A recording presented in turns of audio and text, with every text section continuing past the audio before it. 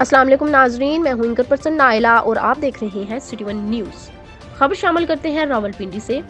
راولپنڈی بے نظیر بھٹو ہسپتال میں ٹھیکیداروں کی گنڈا گری، انٹری فیس کے نام پر فی گھنٹہ کے حساب سے منمانی رقم وصول کرنے لگے۔ آئے روز لڑائی جھگڑے مار پیٹ معمول بن گئے۔ نااہل اسپتال انتظامیہ عوام کی مجبوریوں سے کھیلنے لگی۔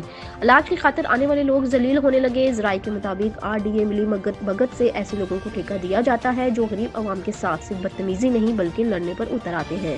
تبدیلی کے دعوے دار بزدار حکومت کو ہسپتال کے اندر سے پارکنگ فیس ختم کرنی چاہیے یا انتظامیہ بہتر اقدامات کرے، ورنہ کسی بھی وقت ناخوشگوار واقعہ رونما ہو سکتا ہے۔ رپورٹ کر رہے ہیں ڈسٹرکٹ رپورٹر فاروق احمد، راولپنڈی سے۔